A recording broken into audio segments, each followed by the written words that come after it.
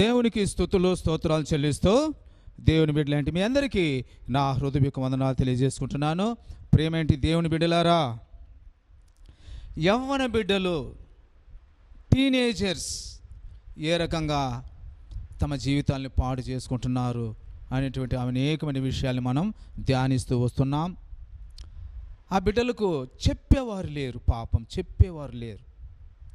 ఎంతోమంది ఆడబిడ్డలు, మగబిడ్డలు కూడా తమ జీవితాన్ని పాడు చేసుకొని తర్వాత చింతిస్తూ ఉంటారు.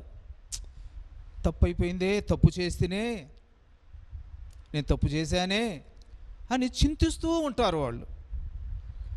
కానీ ఏమైనా ప్రయోజనమా? వాళ్ళకు కొద్ది కాలం బుద్ధి లేనప్పుడు తప్పులు చేస్తారు. కొద్ది కాలానికి అనేకమైన కష్టాలలో పడినప్పుడు అప్పుడు వాళ్ళకు బుద్ధి జ్ఞానం వస్తుంది. పాతదంతా జ్ఞాపకం చేసుకొని వాళ్ళు ఎంతో బాధపడతారు. No use. అందుకే అటువంటి సందర్భం నీ జీవితంలో రాకముందే దేవుడు నీకు మున్నెచ్చరిక అంటారే, ఆ రకంగా హెచ్చరిక మాటలు మీకు ఇస్తూ ఉన్నాడు. కాబట్టి అందుకే మనకు ఏ సమస్యలు ముందుకు వస్తాయి, మనం ఏమి చేస్తే ఏ సమస్యల్లో పడిపోతాం అని దేవుడికి తెలుసు. కాబట్టి ముందుగానే మన కొరకు అన్ని విషయాలను బైబిల్లో రాసించాడు. అనేక మంది బోధకులను ఏర్పాటు చేశాడు. కాబట్టి ప్రేమటి దేవుని బిడ్డలారా, దేవుడు మాటలు కానీ మనం విన్నామంటే మనం కలకాలం సంతోషంగా జీవించగలం.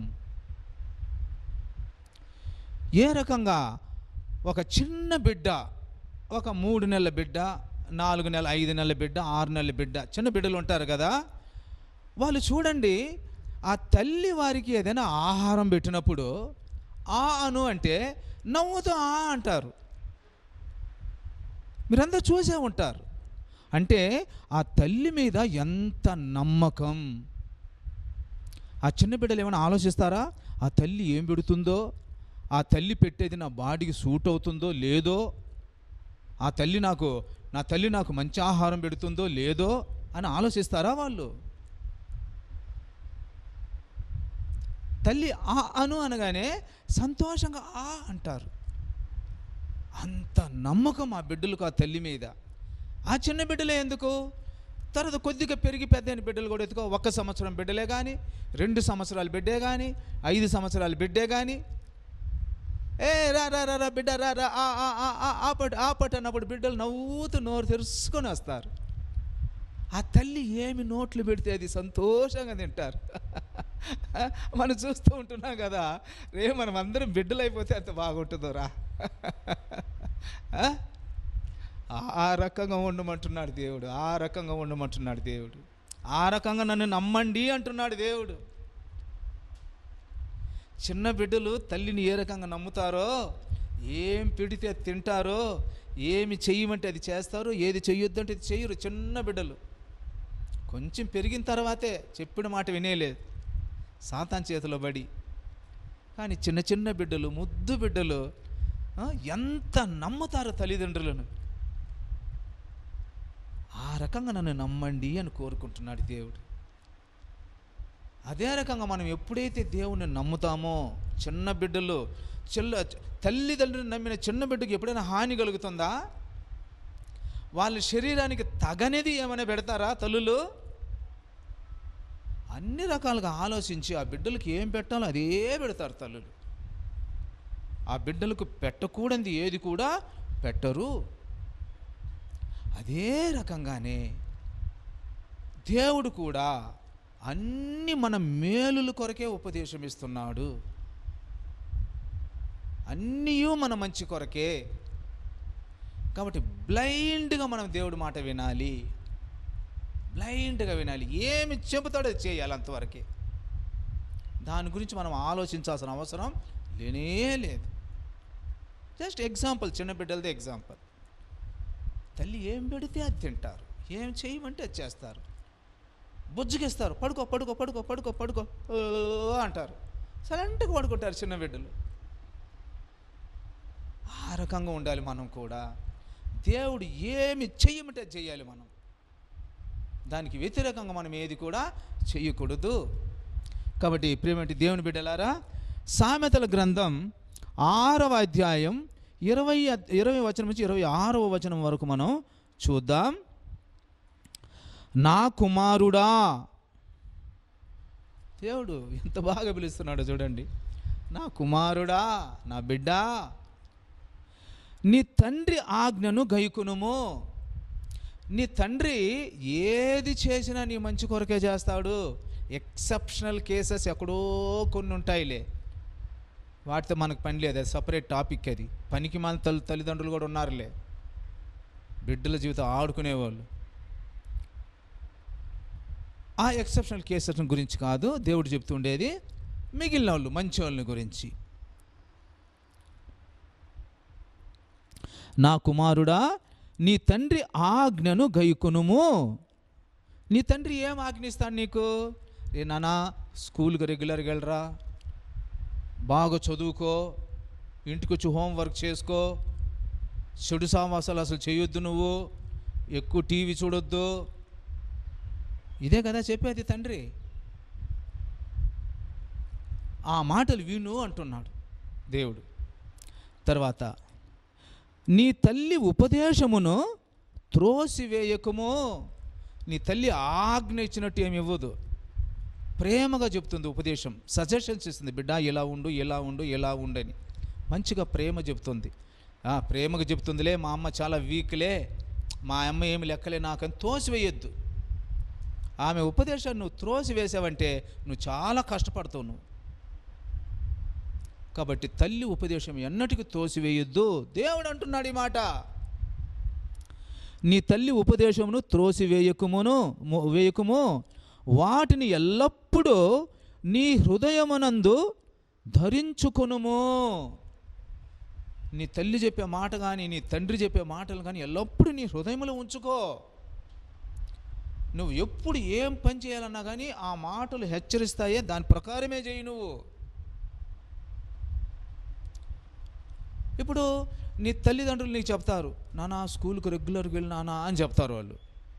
నువ్వు స్కూల్కి వెళ్తూ ఉండేటప్పుడు నీ ఫ్రెండ్, నీ జతలో ఉండే పనికి మాలిన ఫ్రెండ్, స్కూల్కి వెళ్ళేది వద్దులేరా, పద మన ఫ్రెండ్ ఇంట్లో ఏదో పార్టీ ఉందంట, అక్కడ పోదాం పద, స్కూల్కి చక్కర కొట్టేద్దాం, బంక్ కొట్టేద్దాం అని అన్నప్పుడు నువ్వేం చేయాలి? నీ తల్లి నీ తండ్రి చెప్పిన మాటలు నీ హృదయంలో ఉన్నాయే, నాన్న స్కూల్కి వెళ్ళాలి, చెడు సహవాసం చేయొద్దు, ఎక్కడికి పోవద్దు, నువ్వు స్కూల్కి వెళ్ళు, బాగా చదువుకో, ఇంటికి వచ్చేసేయి అన్న మాట నీ హృదయంలో ఉంటుంది. ఆ మాట విను అంటుంది బైబిల్. సాతాను బిడ్డ ఇంకొకటి కూడా నేను నేర్పిస్తాడే, నీ ఫ్రెండ్, ఆ మాట వినొద్దు, స్కూల్కి వద్దు, మనం సినిమా పోదాంరా, పలానా చోట్లో పోకిరి పిల్లలు చాలామంది ఉన్నారు, ఎంజాయ్మెంట్ బాగుంటుంది, అక్కడ పోయి బీడీ సిగరెట్లు తాగదాం, కళ్ళు సారాయిలు తాగదాం, అక్కడ బూత్ ఫిల్మ్స్ అని చూపిస్తుంటారు, అక్కడ డ్యాన్సులు పార్టీలు ఉంటాయి, అక్కడ పోదాంరా అని వాడంటే వాడు మాట నువ్వు వినకూడదు. నీ తల్లిదండ్రుల మాటలే నీ హృదయంలో పెట్టుకోవాలి నువ్వు. వాటిని ఎల్లప్పుడూ నువ్వు హృదయమునందు ధరించుకొనుము, నీ మెడ చుట్టూ వాటిని కట్టుకొనుము. నీవు త్రోవను వెళ్ళినప్పుడు అది నిన్ను నడిపించును, నీవు పండుకొనున్నప్పుడు అది నిన్ను కాపాడును. నువ్వు పండుకున్నప్పుడు కూడా ఆ మాటలు నిన్ను కాపాడుతాయంట. నువ్వు పడుకొని నిద్రపోతున్నా కానీ ఆ మాటలు నిన్ను కాపాడుతాయంట. అంటే ఎట్లా అర్థం? ఏం దాని అర్థము? నీ తల్లిదండ్రులు ఏమని నేర్పిస్తారు నీకు? నువ్వు నేరుగా స్కూల్కి వెళ్ళు, కాలేజీకి వెళ్ళు, చెప్పే పాఠాలు బాగా విను, బాగా నేర్చుకో, తిరిగి వాపస్ ఇంటికి వచ్చేసేయి, హోంవర్క్ చేసుకో, చదువుకో. ఇంటి దగ్గర మంచి చదువుకునే పిల్లలు ఎవరు అంటే వాళ్ళ సహవాసంలో కాసేపు ఉండు, తర్వాత చదువుకో, తిను, పడుకొని నిద్రపో. అప్పుడు ఏమైనా అపాయం వస్తుందా? ఏ అపాయం కూడా రాదు. నీవు పండుకొనున్నప్పుడు అది నిన్ను కాపాడును. అంటే ఈ మాట ప్రకారం అంటే నువ్వు పండుకున్నప్పుడు కూడా ఆ మాటలు నిన్ను కాపాడతాయి. అదే నువ్వు నీ తల్లిదండ్రుల మాట వినకుండా రాత్రిపూటల ఇంట్లో అబద్ధం చెప్పి మా ఫ్రెండ్ ఇంట్లో బర్త్డే ఉండాది, లేట్ అయిపోతే నేను అక్కడే పడుకుంటాను అని చెప్పేసి పనికి మళ్ళీ ఫ్రెండ్షిప్ చేసి రాత్రి అంతా కాక్టైల్ పార్టీ అని పెట్టుకొని రకరకాల మందులు కలిపి తాగి ఇష్టం వచ్చినట్టు తిని గొడవలు చేసుకొని ఒకరినొకరు నరుక్కొని ఈ రకంగా పడుకుంటే నీకు క్షేమం ఉంటుందా? నువ్వు కాపాడబడతావా? అది దీని అర్థం. నీ తల్లిదండ్రుల మాట వింటే నీ క్షేమం. నీ తల్లిదండ్రుల మాట వినకుండా సాతాను బిడ్డల మాటలను విన్నావంటే నీ కష్టాలే.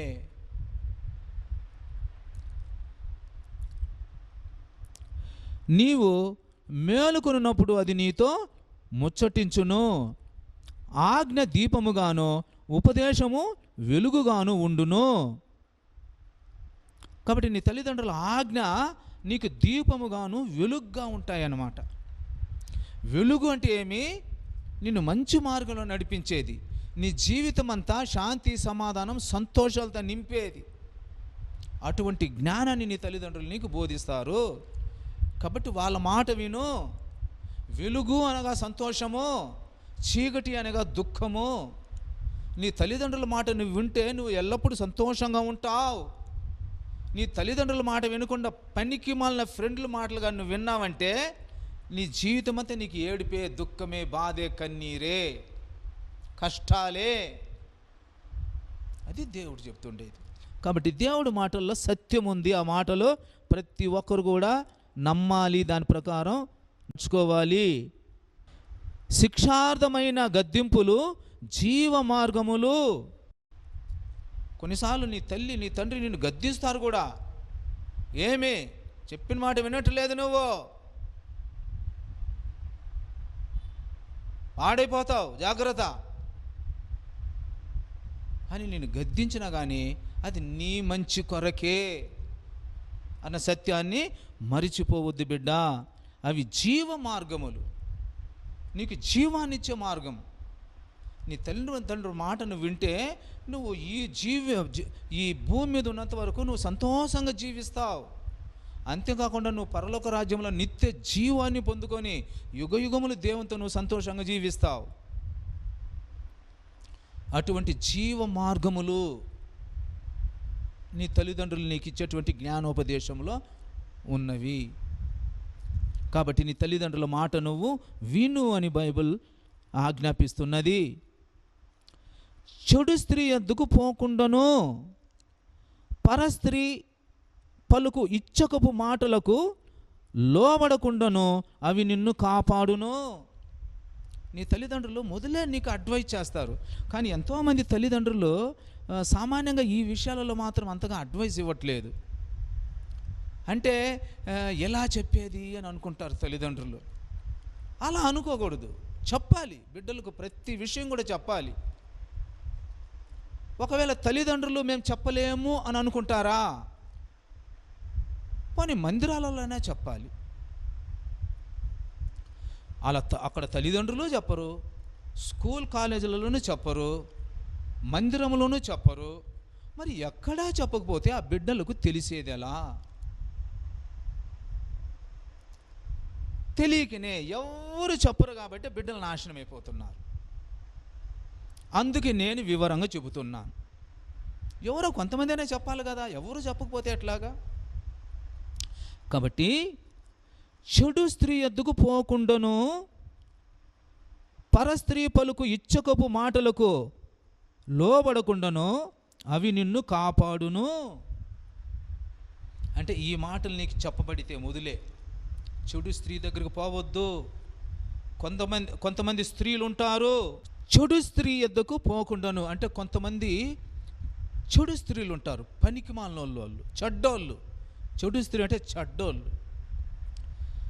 వాళ్ళు ఏమంటే వాళ్ళకు భర్తలు ఉన్నా కానీ, ఒకవేళ వాళ్ళ భర్తలు త్రాగుబోతులు, తిరుగుబోతులు, ఉద్యోగాలు సరిగ్గా చేయరు, కుటుంబాన్ని పోషించరు అనుకో, కొంతమంది స్త్రీలు ఏం చేస్తారంటే వేరే అబ్బాయిల మీద కన్ను వేస్తారు, అబ్బాయిలను అట్రాక్ట్ చేస్తారు డబ్బు కొరకు. ఇటువంటి వాళ్ళు ఎంతోమంది నేను చూసి ఉంటున్నా. చెడు స్త్రీలు చాలామంది ఉన్నారు ప్రపంచంలో. కాబట్టి మంచి పిల్లోడిని కూడా చెడిపేస్తారు వాళ్ళు. వయసులో పెద్దోళ్ళుగా కూడా ఉంటారు వాళ్ళు. అబ్బాయికి అబ్బాయి అంటే ఒక 16 ఏండ్లు, 17 ఏండ్లు, 18 ఏండ్లు వయసు ఉండొచ్చు, 20 ఏండ్లు. ఆమెకు ఒక 30 ఏండ్లు, 35 ఏండ్లు, 40 ఏండ్లు కూడా వయసు ఉండొచ్చు. అంత వయసు ఎక్కువగా ఉన్నప్పటికీ కూడా ఈ యవ్వనస్తుని అట్రాక్ట్ చేస్తారు కొంతమంది. అంత ఇంత డబ్బులు ఆక్కుందాము అనే ఉద్దేశం. డబల్ పర్పస్, 2 పర్పస్లు సర్వ్ అయిపోతాయి. పనికి మాలిన స్త్రీలు వాళ్ళ ఆశలు తీర్చుకుంటారు, డబ్బులు బీక్కుంటారు. కాబట్టి ఈ ఉపదేశం నీ తల్లిదండ్రులు ఈ ఉపదేశం నీకు ఇచ్చినట్లయితే, ఒకవేళ తల్లిదండ్రులు ఇవ్వకపోతే కనీసం స్కూల్ కాలేజీలు సరిగ్గా ఇవన్నీ చెప్పరు. సరి అయిన స్థలం దీనికి ఏదంటే దేవుని మందిరమే. కొంతమంది అంటారు దేవుడి మందిరాలు ఇవన్నీ చెప్పకూడదు అని. మరి ఇంకెప్పుడు ఎక్కడ చెప్తావు? వేరెక్కడ చెప్తావు? మరి ఎవరు చెప్పకపోతే ఆ బిడ్డలో మరి జ్ఞానం తెచ్చుకునేది ఎప్పుడు? వాళ్ళు కాపాడుకునేది ఎప్పుడు? ఈ రకంగా ఎవరు చెప్పనందువలనే బిడ్డలు మోసపోతున్నారు, వాళ్ళ జీవితం నాశనం చేసుకుంటున్నారు. ఈ మధ్య ఒక స్థలంలో ఏమైందో తెలుసా? ఒక అబ్బాయి చర్చికి రెగ్యులర్గా పోయేవాడు. ఎంత అబ్బాయికి ఒక 18, 19, 20 ఏళ్ళు ఉండొచ్చు. చర్చికి రెగ్యులర్గా వెళ్ళేవాడు, వాద్యాలు వాయించేవాడు, పాటలు పాడేవాడు. ఎక్కడెక్కడ కూటాలు జరుగుతున్నా కానీ ఆ చర్చి తరపున ఆ అబ్బాయి ముందుండేవాడు. చాలా చూసే వాళ్ళందరూ ఏమనుకునేవాళ్ళు, ఆ అబ్బాయి దేవుడి యందు ఎంతో నమ్మకము, భయము, భక్తి కలిగి ఉన్నాడు అని అనుకున్నారు. ఆ రకంగా ఉన్నాడు ఆ అబ్బాయి, మంచిగా ఉన్నాడు దేవుళ్ళు. అటువంటి అబ్బాయి ఉన్నట్టుండి ఒక అన్యుల అమ్మాయిని తల్లిదండ్రులు ఎరిక లేకుండా అన్యుల అమ్మాయిని ఒక టెంపుల్లో వివాహం చేసుకున్నాడు. మరి ఇది ఎలా జరిగింది? విన్నారా ప్రేమిటి దేవుని బిడ్డలారా? మంచి అబ్బాయి, చిన్నప్పటి నుంచి ఎంతో దేవుడు అంత భయము భక్తి కలిగిన అబ్బాయి, రెగ్యులర్గా దేవుడు మందిరానికి వచ్చేటువంటి అబ్బాయి, బాగా దేవుడు పాటలు పాడేటువంటి అబ్బాయి, వాద్యాలు వాయించేటువంటి అబ్బాయి, ఎక్కడెక్కడ సువార్త కూడికలు జరుగుతున్నా ముందు ఉండేటువంటి అబ్బాయి. అటువంటి అబ్బాయి స్టన్ అయిపోయాడు తల్లిదండ్రులు. ఆ రకంగా ఉన్నట్టుండి ఒక అన్యుల అమ్మాయిని ఒక టెంపుల్లో వెళ్ళి పెళ్లి చేసుకున్నాడు. ఏమి కారణం అంటే అబ్బాయి మంచోడే, చాలా మంచోడే. ఆ అమ్మాయి తరపున వాళ్ళు ఏం చేశారంటే, ఆ అబ్బాయి ఏదో ఒక రూమ్లో ఉన్నప్పుడు ఒంటరిగా ఒక అమ్మాయిని పంపించేశారు లోపలికి. ఎవరు? అమ్మాయి తల్లిదండ్రులే, వేరెవరు కాదు. ఈ అబ్బాయికి అమ్మాయిని ఇచ్చి పెళ్లి చేసేయాలనే ఉద్దేశం. అమ్మాయి దగ్గరికి వెళ్ళింది. ఎప్పుడైతే అమ్మాయి అబ్బాయి దగ్గర అయిపోతారో వాళ్ళ మైండ్ అవుట్ ఆఫ్ కంట్రోల్ అయిపోతుంది. ఇక వాళ్ళు ఏమి ఆలోచించరు. అబ్బాయి వీడు ఎంత మంచి అబ్బాయి అయినా కానీ ఇంక వాడు ఏం ఆలోచించడు. ఎప్పుడైతే ఒక అమ్మాయి క్లోజ్గా అయిపోతుందో వానికి, ఇంకంతే వాడు అవుట్ ఆఫ్ కంట్రోల్. వాడు ఏ ఆలోచన చేయలేడు. అరే నేను దేవుని బిడ్డనే, నేను దేవుడి మందిరానికి క్రమంగా వెళ్తున్నానే, నేను దేవుని ఆరాధించేవాడిని, నేను వాద్యాలు వాయించేవాడిని, ప్రతి సువార్త కూడికలో నేను ముందుండి అన్ని పనులు చేసేవాడిని. మరి ఇటువంటి నేను దేవుడికి వ్యతిరేకమైన తప్పుడు పని నేను చేయకూడదు కదా. అది అన్యురాలే, అసలు అన్యురాల సహవాసం చేయొద్దని బైబిల్ చెప్తుంది కదా. ఈ ఆలోచనలు ఏమి రావు. ఒక అమ్మాయి దగ్గర అయిపోయిందంటే మైండ్ ఫ్యూజ్ ఆఫ్ అయిపోతుంది. ఇక ఏ ఆలోచన రాదు. ఆ రకంగా అయింది ఆ అబ్బాయికి. ఆ రకంగా అబ్బాయి అమ్మాయి కలిసి ఉండడము ప్లాన్, అంత ప్రీ ప్లాన్ ఇది. తర్వాత ఈ అబ్బాయి మా అమ్మాయిని మా అమ్మాయి జతలో అక్రమ సంబంధం పెట్టుకున్నాడు అని చెప్పి జబర్దస్త్గా ఆ అబ్బాయిని పట్టుకెళ్ళారు, టెంపుల్లో వివాహం చేసేశారు. ఆ తండ్రి ఎంతో బాధపడుతున్నాడు, అబ్బాయి ఒక తండ్రి ఎంతో బాధపడ్డాడు, ఏంటి ఇలా అయిపోయింది అని. అంటే ఆ తండ్రి కానీ ఆ తల్లి కానీ ఈ పిల్లాడికి ఇవన్నీ ఏమి నేర్పియరు. పరస్త్రీ జతలో ఉండకూడదు, పరస్త్రీ కానీ ఏ స్త్రీ అయినా కానీ టోటల్ స్త్రీలకు దగ్గరగా అసలు సింగిల్గా అంటూ ఉండనేకూడదు. ఒక అమ్మాయి జతలో ఒక అబ్బాయి, అబ్బాయి ఏకాంతంగా ఉండనే కూడదు. ఇక్కడే చదువుకుంటూ పోతే ఎన్నో విషయాలు ఉన్నాయి, ఇక్కడే ముందుకు ఎన్నో విషయాలు ఉన్నాయి. నిప్పు లాంటిది, కాలిపోతారు. బైబిల్ చెప్తుంది ఈ మాట. కాబట్టి ఈ మాటలను మరి పిల్లలకు మొదలే చెప్పితే కదా వాళ్ళైనా జాగ్రత్త పడేది. తల్లిదండ్రులు చెప్పరు, మందిరాలలో చెప్పరు, స్కూల్ కాలేజీలో చెప్పరు, ఎవ్వరూ చెప్పరు, సువార్త కూడికల్లో చెప్పరు. మరి ఈ బిడ్డలకు బుద్ధి జ్ఞానం ఎలా వస్తుంది? అబ్బాయికి ఎవరు చెప్పలేదు కాబట్టి పాడైపోయినాడు పాపం.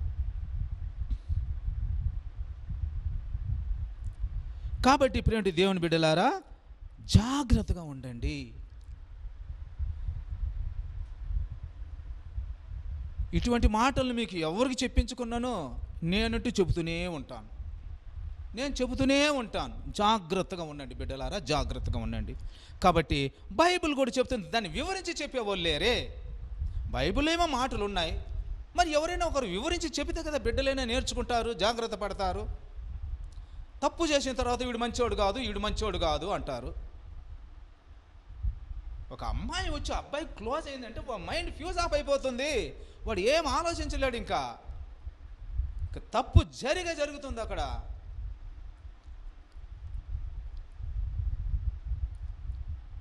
కాబట్టి బిడ్డలకు వివరించి చెప్పాలి, అప్పుడే వాళ్ళు జాగ్రత్త పడేది. కాబట్టి చెడు స్త్రీ ఎద్దుకు పోకుండాను పరస్త్రీ పలుకు ఇచ్చకపు మాటలకు లోబడకుండాను అవి నిన్ను కాపాడును. పరస్త్రీలు ఏం చేస్తారంట? ఇచ్చకపు మాటలు. అట్లా మాటలకి అట్లే నువ్వు కరిగిపోతావు, వయసు కరిగిపోయినట్టు అట్లే పడి వాలిపోతావు ఒడిలో. అయిపోయా నీ పని. ఇంకా వాళ్ళ కన్ను చూపులు అవి ఇంకా ముందుకు పోతే తెలుస్తుంది ఏమేం చేస్తారు ఆడవాళ్ళు అని. చాలా డేంజర్. ఎవరిని బిడ్డలారా, డేంజర్. మీ జీవితాలు నాశనం అయిపోతాయి.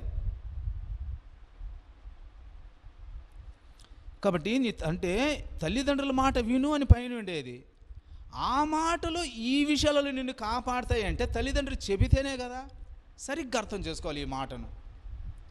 మొదట ఏమని రాయబడింది పైన? నా కుమారుడా, నీ తండ్రి ఆజ్ఞలను గైకొనుము, నీ తల్లి ఉపదేశమును త్రోసివేయకము అని ఉంది. అలా స్టార్ట్ అయింది వాక్యం. ఆ ఉపదేశము, నీ తల్లి ఉపదేశము, నీ తండ్రి ఆజ్ఞలు నీకు ఏ రకంగా సహాయపడతాయంటే, ఆ మాటను ఎల్లప్పుడూ నీ హృదయంలో ఉంచుకుంటే, నీ మెడకు చుట్టుకుంటే, అంటే నీ హృదయంలో ఉంటే అని అర్థం. ఎల్లప్పుడూ నీ హృదయంలో, నీ మెదడులో ఆ మాటలు నిలిచుంటే అవి ఏం చేస్తాయంట? చెడు స్త్రీ యొద్దకు పోకుండాను పరస్త్రీ పలుకు ఇచ్చకపు మాటలకు లోబడకుండాను అవి నిన్ను కాపాడును. అంటే దీని అర్థం తల్లిదండ్రులు ఈ మాట చెప్పాలి అని అర్థం. బాగా అర్థం చేసుకోండి. తల్లిదండ్రులు ఈ మాటలను బిడ్డలకు నేర్పాలి అని దాని అర్థం. వాళ్ళుగా నేర్పుండి ఆ బిడ్డలో హృదయంలో ఈ మాటలు కానీ పెట్టుకొని ఉంటే ఇటువంటి సందర్భం వచ్చినప్పుడు వాళ్ళు తప్పించుకోవచ్చు, వాళ్ళను వాళ్ళు కాపాడుకోవచ్చు అని అర్థం. పనికి మాలిన స్త్రీలు ఉన్నారు ఈ భూమి మీద ఎంతోమంది.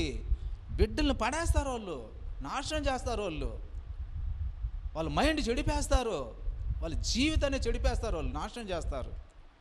కాబట్టి జాగ్రత్తగా ఉండండి. కాబట్టి తల్లిదండ్రులు నేర్పండి. తల్లిదండ్రులు నేర్పతే కనీసం మందిరంలోనే నేర్పండి, మందిరాలలో నేర్పండి. నేను నేర్పుతున్నాను,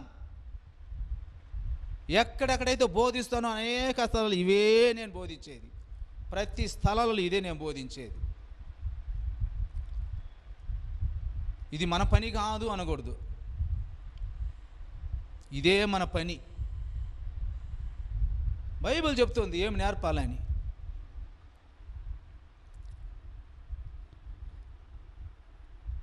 దాని చక్కదనమును నందు నీ హృదయములో ఆశపడకము.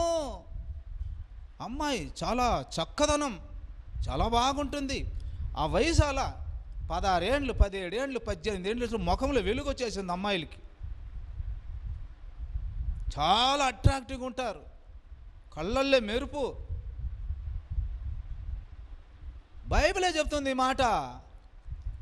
చూసి మోసపోవద్దు, హుషారుగా ఉండు అంటుంది బైబిల్. ఇట్లా కదా యవ్వన బిడ్డలు నాశనం అయిపోతూ ఉండేది. దాని చక్కదనమునందు నీ హృదయములో ఆశపడకము. దాని చక్కదనాన్ని చూసి ఆశపడబాకు. అరే చాలా బాగుందే, చాలా అందంగా ఉందే, అట్రాక్ట్ అయిపోకు, ఆశపడకు. ఆశపడ్డామంటే నీకు కష్టాలు వచ్చేస్తాయి ముందు. భార్య నీకు ఎటువంటి భార్య కావాలనో తరువాత ఫస్ట్ నువ్వు చదువుకొని, నువ్వు మంచి జ్ఞానవంతుడై, నువ్వు గొప్ప డిగ్రీలు పొందుకొని, నువ్వు గొప్ప ఉద్యోగాలు సంపాదించుకొని, చేతి నిండా డబ్బు సంపాదించుకొని, నీ వివాహానికి కావాల్సినంత డబ్బు నువ్వు చేర్చుకొని, భార్య వచ్చిన తర్వాత ఆమెకు కావాల్సిన ఐటమ్స్ కూడా ఏమేమి కావాల్సి ఉంటాయో అవన్నీ కూడా నువ్వు సంపాదించుకొని పెట్టుకున్న తర్వాత నీకు ఎటువంటి భార్య కావాలో అటువంటి భార్య పెళ్లి చేసుకో. ఎవరు వద్దంటారు? బాగా చూసి మంచిగా నీకు మనసుకు నచ్చిన వాళ్ళే చేసుకో. ఆ భార్యతో నువ్వు అనుభవించు అంటుంది బైబిల్. ఎవరంటే వాళ్ళతో కాదు, నాశనం అయిపోతావు. ఎవరంటే వాళ్ళ దగ్గర పోయినావంటే నువ్వు.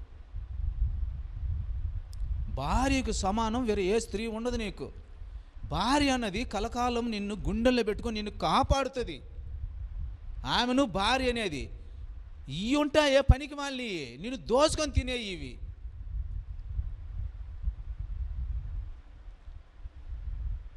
నిన్ను దోచుకొని తినేవి ఇవి.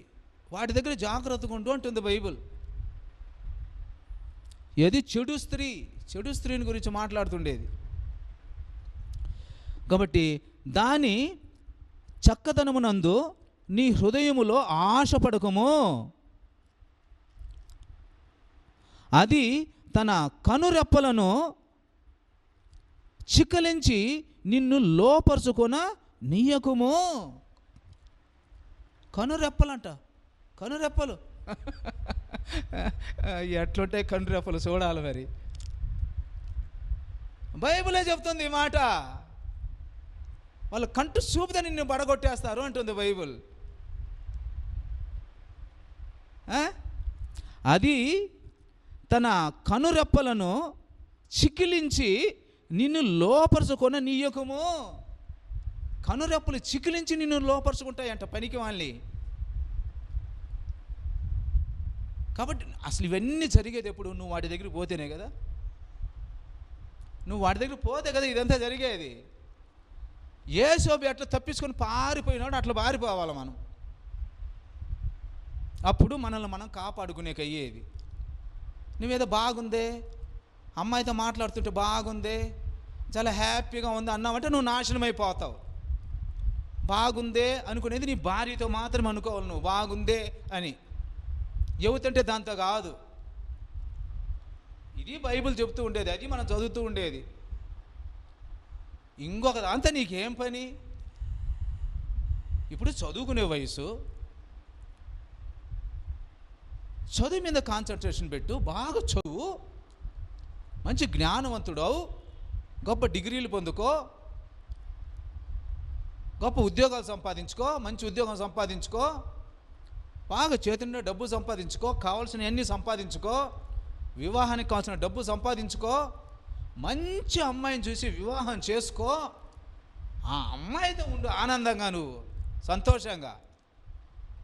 అంతేగాని యువతి అంటే అది యువతి కన్ను కొడితే దాని దగ్గర పోతావా నువ్వు? చూడండి ఏం రాసిండో. అది తన కనురెప్పలను చికిలించి నిన్ను లోపరుచుకొన నీయకుము. అది కళ్ళు ఎట్టన్నా అన్ని పడిపోబాకు పనికి మాలినోడా, పారిపో, అసలు దాని దగ్గర ఉండొద్దు, ఉంటే పడిపోతావు నువ్వు, పారిపో అంటుంది బైబిల్. కాబట్టి బైబిల్ మాట మనము వినాలి. వేష సాంగత్యము చేయువానికి రొట్టె తునుక మాత్రము మిగిలియుండును. నువ్వు వేషల జోలికి పోయినావంటే ఇంకంతే, నీకు రొట్టె తునకే నీ గతి. నీకు నీకు మంచి మంచి ఆహారం కూడా నీకు దొరకదు. నిన్ను పీల్చి పిప్పి చేసేస్తారు వాళ్ళు. వేష కావచ్చు, లేకుంటే వేరే పనికి మళ్ళీ చెడు స్త్రీ కావచ్చు, వాళ్ళు నిన్ను అట్రాక్ట్ చేసి నిన్ను లూటు చేసేస్తారు వాళ్ళు. నీకు ఇదంతా తెలియదు, నీకు బిడ్డ, నీకు తెలియదు ఇదంతా. ఎవరిని బిడ్డలారా, హుషారుగా ఉండండి. ఏదో అమ్మాయి ఏదో బాగా అట్రాక్టివ్గా ఉందే, పిలుస్తుందే అని పోయినావంటే నువ్వు నిన్ను పిప్పి చేసి పారేస్తారు వాళ్ళు. అది బైబిల్ చెప్తుండేది. నీకు తినడానికి రొట్టె బొక్కే దొరుకుతుందట, నీకు వేరే ఏ ఆహారం కూడా నీకు దొరకదు అని. సత్యమే ఇదంతా. లూటు చేస్తారు నిన్ను. నువ్వు ఆ సమయంలో లేదని లేవు, అడిగిందంతా ఇచ్చేస్తావు. నువ్వు ఇంటినే లూటు చేసిపోయి పెడతావు దానికి.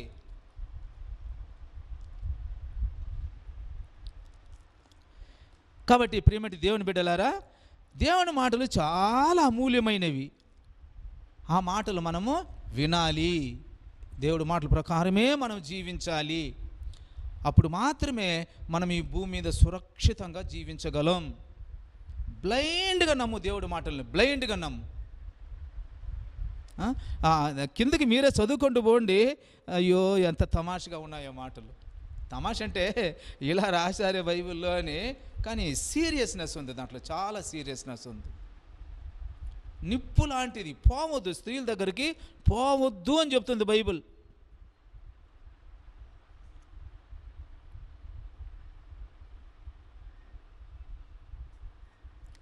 ముందుకు చదవండి, మీకు అర్థమవుతుంది.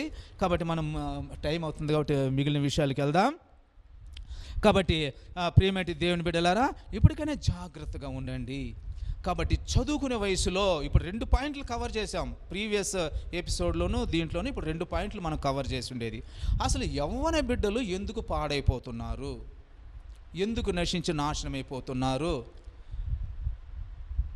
వాళ్ళ జీవితాంతం వాళ్ళకి ఎందుకు కష్టాలు వస్తున్నాయి, ఎందుకు కన్నీరు, బాధ, దుఃఖం, ఏడుపు అంటే యవ్వన ప్రాయము అంటే టీనేజ్ ఉందే, ఆ టీనేజే టర్నింగ్ పాయింట్ జీవితానికి.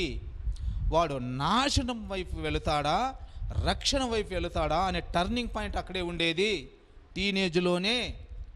కాబట్టి ఈ టీనేజ్లో చాలా జాగ్రత్తగా ఉండాలి ప్రియమైన దేవుని బిడ్డలారా.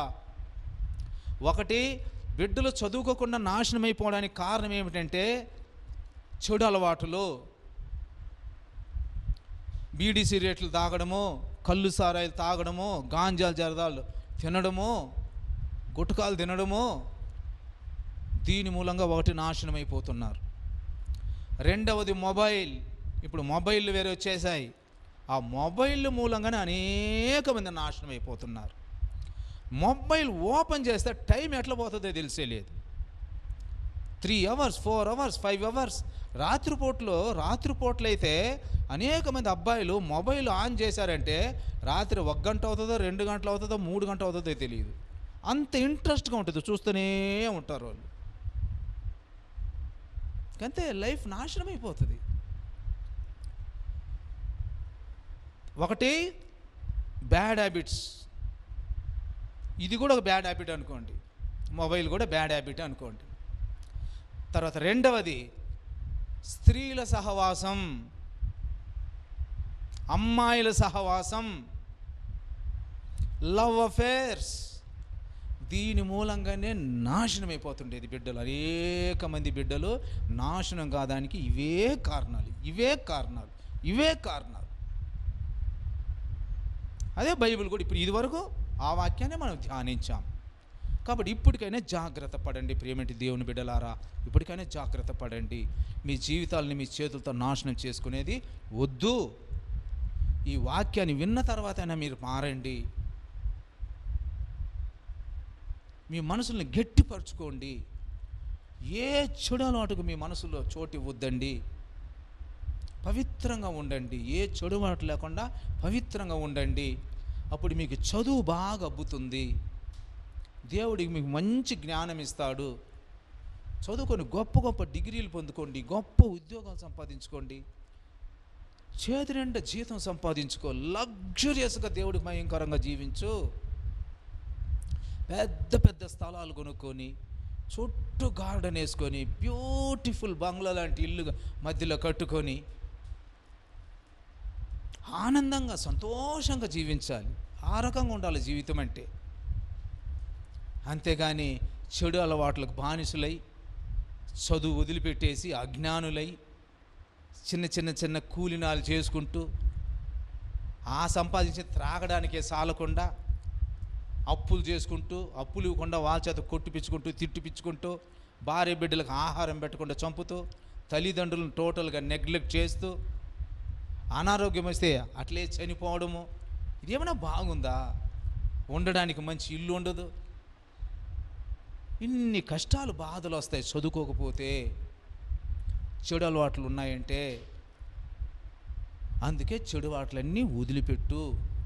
ఇప్పుడు స్త్రీని గురించి చూసాం, ఇంతకుముందు త్రాగుని గురించి చూసాం. కాబట్టి జాగ్రత్త పడండి. ఇప్పటికైనా జాగ్రత్త పడండి. దేవుడికి మహేకరంగా మంచిగా జీవించండి. ఈ కొన్ని మాటలను దేవుడు ఆశీర్వదించి దీవించి కాపాడి రక్షించును గాక. ఆమేన్. ఒక చిన్న ప్రార్థనతో ముగిస్తాను. మహాపరిశుద్ధుడుగు మా పరలోకపు తండ్రి యెహోవా, మీకు స్తుతులు స్తోత్రాలు వందనాలు చెల్లిస్తున్నాం నాయన.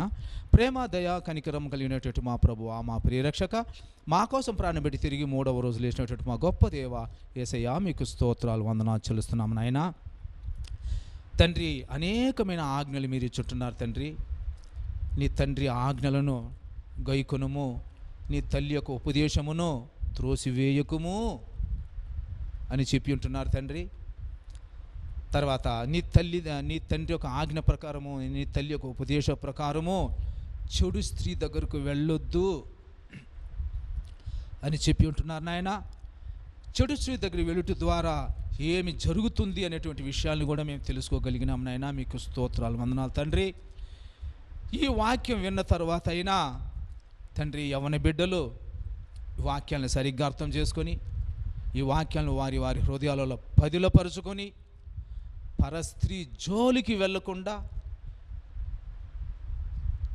చెడు క్రియల జోలికి వెళ్ళకుండా నీతిమంతులుగా జీవించడం ద్వారా మంచి తెలివి జ్ఞానం పొందుకొని, గొప్ప ఉద్యోగాలు సంపాదించుకొని తండ్రి, మీకు మహిమకరంగా శ్రేష్టమైన రీతిగా జీవించడానికి కృప చూపించి కాపాడి రక్షించమని ప్రియుడు నజరేయుడైన యేసు ప్రభువు యొక్క అత్యున్నతమైన నామములో అతి వినీత బతిమలాడి వేడుకుంటున్నాం తండ్రి. ఆమేన్. దేవుడు మిమ్మల్ని ఆశీర్వదించి దీవించి కాపాడి రక్షించునుగాక. God bless you all.